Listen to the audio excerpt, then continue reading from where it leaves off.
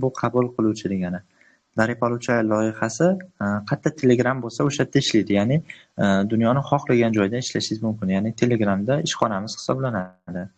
Bu Daripaluvchi loyihasi pandemiya vaqtida yaratilgan. Ya'ni bilasiz, pandemiya vaqtida hamma uyda o'tirib qoldi, lekin ko'chaga chiqishga ruxsat bo'lmadi. O'sha uyda o'tirgan insonlarni daromad bilan ta'minlash maqsadida bu loyiha yaratilgan. Hozirgi kunda 30 dan oshiq davlatda ishlayapti. Ya'ni aytganimdek hamma joyda ishlash imkoniyatingiz bo'ladi. Daripaluvchi loyihasi soobщество, ya'ni hamjamiyat. Ya'ni bu o'yin, kompaniya, korporatsiya pul tikish yoki pul qo'yib ko'paytirib oladigan joy emas. Yoki bu yerda yutish, yutqizish yoki ball yig'ish degan narsalar yo'q. Siz bu loyihaga kirib kelayotganingizda sizni taklif qilgan inson bo'ladi. Ya'ni har bittamizni bu joyga taklif qilgan inson bo'ladi.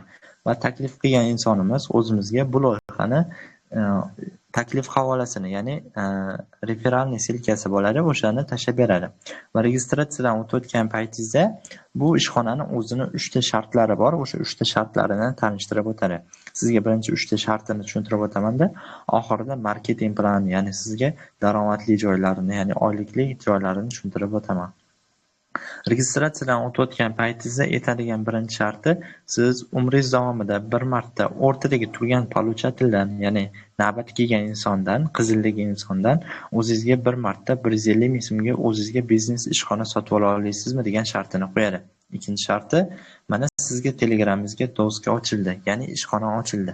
Ishingizdan yoki o'qishlaringiz, umuman ishlaringizdan tashqari holda kuniga 1-2 soat vaqt ajratib, mana shu guruhlarimizga doskalaringiz knopkalarini bosib 1-2 soat vaqt ajrata olasizmi degan shartini qo'yadi. Va keyingi sharti, mana sizga qo'shimcha daromad kerak ekan. Siz ham qo'shimcha daromad kerak bo'lgan yaqinlaringizni, tanishlarni, insonlarni kamida bittasini, ko'pida o'zingiz xohlaganingizcha taklif qila olasizmi degan shartini qo'yadi. Undan keyin sizga paluchatilni, ya'ni qabul qiluvchi navbat kelgan insonning lichkasini chiqarib beradi va Daritil doskalaridan biriga tushadi. Hozir men sizga ekranimni yoqib ko'rsataman. Ekranim ko'ryapti, opa sizga? Ha, mana bu qizildagi inson bo'ladi. Bu paluchatil, chetdagilar bu daritil. Har birimiz chetdagi daritil doskalaridan biriga tushamiz va biz o'rtadagi turgan qizildagi insondan bir marta o'zimizga joy sotib olamiz va daritil doskalaridan biriga tushamiz. Va daritillar har 4 tali to'lganda, ya'ni yashildagi, sariqdagilarning taklifi bilan daritillar to'ladi.